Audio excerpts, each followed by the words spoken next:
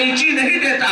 اللہ اس کے ہاتھ میں کدال نہیں پکڑاتا، بلکہ اللہ اپنا کلام اس کو تھما دیتا ہے کہ تجھے قینچی چلانے کی ضرورت نہیں ہے، تجھے آڑا چلانے کی ضرورت نہیں ہے، تو میرا وہ منتخب بچہ ہے، تو میرا وہ منتخب بندہ ہے کہ تو اٹھا ہے تو تو اس کلام کو پڑھ جو کلام جبرائیل امین کے ذریعے محمد عربی صلی اللہ علیہ وسلم پر نازل ہوا ہے۔ یہ کم بڑی بات نہیں ہے کہ ایک باپ جو مزدوری کرتا ہے، ایک باپ جو بھٹا پہ اینٹا بناتا ہے، کھیت میں ہل جوتتا ہے، 200 روپیہ 400 روپیہ کماتا ہے، دال روٹی کھاتا ہے، وہ باپ اگر چاہے تو اپنے بیٹے کو ممبئی بھیج سکتا ہے، لدھیانہ بھیج سکتا ہے، دلی بھیج سکتا ہے، لوم چلانے کے لیے، کانٹی مشین چلانے کے لیے، کسی بھی قسم کے کام کو سیکھنے کے لیے وہ بھیج سکتا ہے کہ وہ 4000 5000 روپیہ بھیجے گا، 10,000 روپیہ بھیجے گا، بیٹی کی شادی میں مدد ہو جائے گی، گھر کا خرچہ چل جائے گا۔ لیکن وہ باپ یہ سوچ کر اپنے بیٹے کو ممبئی دلی نہیں بھیجتا، بلکہ مدرسے میں ڈال دیتا ہے، اسکول میں ڈال دیتا ہے، کالج میں ڈال دیتا ہے کہ میں بھوکا پیٹ سو سکتا ہوں، میں سوکھی روٹی کھا سکتا ہوں، لیکن میں اپنے بیٹے کو جاہل نہیں رہنے دینا چاہتا، میں اپنے بیٹے کو پڑھانا چاہتا ہوں۔ تو میرے عزیزوں، جس باپ نے، جس ماں نے بڑے ارمان کے ساتھ تم کو اس ادارے میں بھیجا ہے، اس باپ اور اس ماں کے ارمان کو ٹھکراؤ مت۔ جب ہم پڑھنے کے لیے یہاں پر آئے ہیں تو اس کے لیے سب سے بڑی چیز کیا ہے؟ جس طرح بغیر قینچی اور انچی ٹیپ کے کوئی ٹیلر نہیں بن سکتا، اس کی کمائی نہیں ہو سکتی، اس کا گزارا نہیں چل سکتا، جس طرح ایک کارپینٹر، ایک بڑھئی بغیر آلے اور اوزار کے اپنے کاروبار کو ترقی نہیں دے سکتا، اسی طرح ایک پڑھنے والا بچہ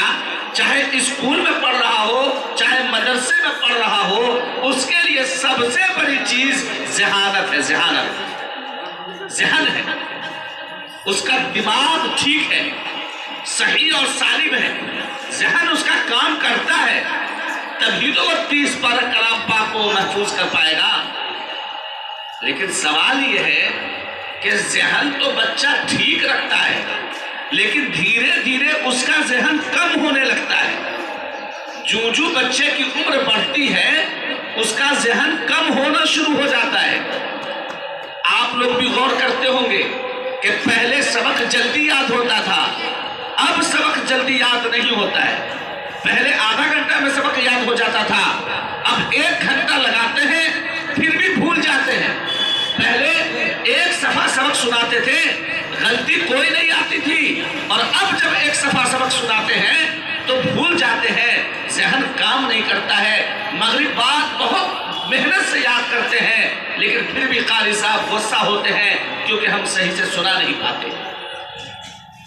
ایک بڑے محدث، بڑے فقیہ گزرے ہیں، علامہ ابن عابدین شامی رحمت اللہ علیہ، انہوں نے اپنی کتاب میں ذہن کو محفوظ رکھنے کے لیے چند نسخے بتلائے ہیں۔ میں چاہتا ہوں کہ اپنے ان چھوٹے بچوں کو وہ نسخہ بتلا دوں۔ علامہ ابن عابدین شامی رحمت اللہ علیہ نے اپنی کتاب رد المحتار میں چند باتیں بتلائی ہیں کہ یہ ساری باتیں ایسی ہیں جس سے ذہن مضبوط ہوتا ہے، اور یہ باتیں ایسی ہیں جس سے ذہن کمزور ہوتا ہے۔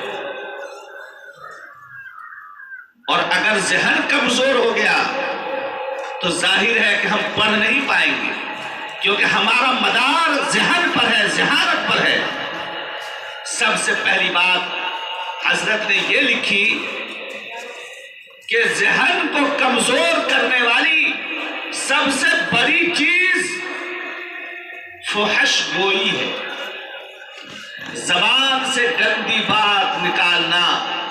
کسی کو گالی دے دینا، برا بھلا کہنا، برے القاب سے پکارنا۔ हाजियों को चिढ़ाना, मजाक उड़ाना, जबान से निकलने वाले जितनी भी बुराइयां हैं, ये बुराइयां ऐसी हैं कि अल्लाह के यहाँ इस पर जो भी गुनाह हो, अल्लाह के यहाँ जो भी सजा मिले वो तो वहां मिलेगी, लेकिन दुनिया में उसका जहन कमजोर होने लगता है। फुहश गोई, अल्लाह के रसूल सल्लल्लाहु अलैहि वसल्लम ने फरमाया था कि लोगों, तुम दो चीज की गारंटी ले लो, मैं तुझे जन्नत में जाने की गारंटी देता हूं। तुम दो चीज की गारंटी लो, तुम दो चीज की जमानत दो, मैं जन्नत में तुझे दाखिल करने की जमानत देता हूं। उसमें से एक चीज अल्लाह के रसूल ने यह फरमाई थी कि अपनी जबान की हिफाजत करो, अपनी जबान की हिफाजत करो। किसी को गाली देने से, बुरा भला कहने से, मजाक उड़ाने से,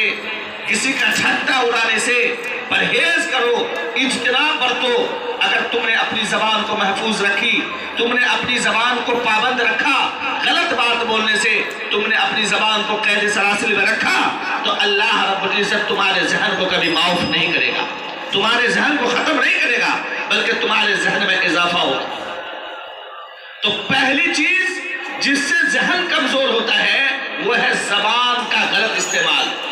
मदरसे के बच्चे, ये जो छोटे छोटे बच्चे हैं, जिस उम्र में आप लोग हैं, जब आप अपने कमरे में रहते होंगे तो कभी झाड़ू लगाने के लिए लड़ाई हो जाती होगी, कभी प्लेट भूलने के लिए मसला खड़ा कर देते होंगे। चूंकि सोच छोटी है, उम्र अभी कच्ची है, इस उम्र में बच्चे आपस में लड़ जाते हैं, झगड़ जाते हैं। मेरे अजीजों, याद रखना, अपनी इस उम्र में